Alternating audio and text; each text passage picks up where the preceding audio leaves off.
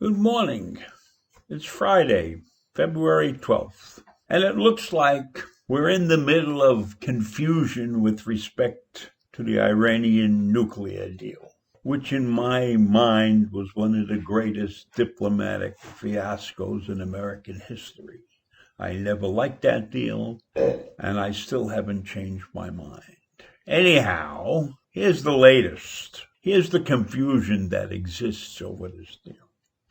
In a television interview on Sunday, Joe Biden appeared to say that he would not lift the sanctions to get back into the nuclear deal. He also seemed to indicate that us getting back into the deal would only happen if Tehran stops enriching uranium.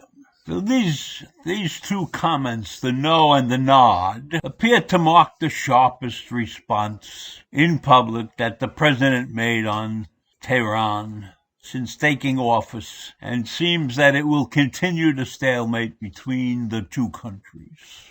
But then we have a press conference on Monday, and White House Press Secretary Jen Psaki refuted Biden's nod that amounted to a policy change from the president. I don't know why they would have considered it not a policy change. I don't see that he had a policy change, but the confusion now seems to exist between who's in charge in the White House, Biden or his so-called handlers. Psaki went on to say, just to be very clear, that the president never said that exactly. The interviewer stated the situation, and he just nodded. And a nod does not mean confirmation or anything like that. So when the reporters got on Psaki for saying this thing, she said, I think if we were announcing a major policy change, we would do it in a different way than a slight nod of the head. So now it looks like we may be in another era of confusion at the press conferences. Now, Biden several times in the past has categorically stated that the U.S. will rejoin the nuclear deal once Tehran fully complies again with the pact. And that means the curtailment of uranium enrichment.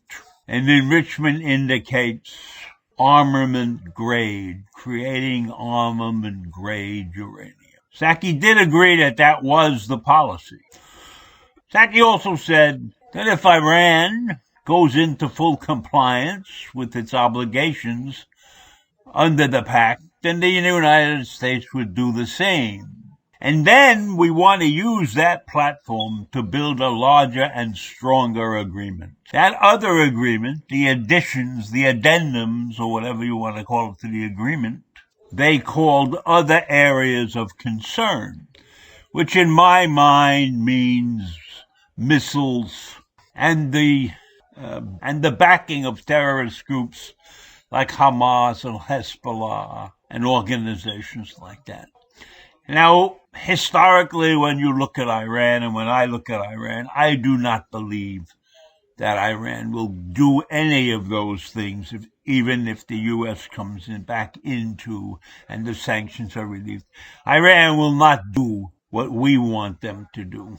So basically, I think we have to stay out of the deal, let Iran do whatever they're doing, keep an eye on them, and do whatever is necessary to keep them from getting a nuclear weapon. Now, Iran's position on this whole thing is we left the agreement in 2018. And therefore, if we want to come back, we, the United States, have to take the first step. And in their mind, the first step is stopping the sanctions, eliminating all sanctions. The Iranian Supreme Leader, Ayatollah Ali Khamenei, said the U.S. must lift all sanctions if it expects to be accepted back into the deal. Now, this is not a deal with the United States only. This is a deal with 5 other countries, right? Russia, Britain, France. What do they have to say about this? Do they even want us back in the deal? They were happy with this deal. Iran was now open for them to do business with because of this deal. I'm not so sure that our allies actually want us to come back into this deal. That may be the case, but nevertheless, right now we are actively engaged in talking to Germany, the UK, and France. We're talking to them at various levels within our government, and I believe these consultations will produce a unified front when it comes to the strategy that we're going to use if, in fact, we actually get back into this deal. So the talks between these nations is diplomacy at its best, because we haven't gone off on our own and decided what to do. We want to get some backup. And I think part of the problem is that we left alone. I don't think we gave any of our allies in this deal a fair warning when we jumped out in 2018. So I think it's critical that we continue to talk to our allies before we take any steps forward. And we have to make sure that our allies are willing to act in the best interest of all of us. And I don't believe we should get into this deal unless we have the backing of all our allies. Now, I don't expect the Russians to do anything to aid us.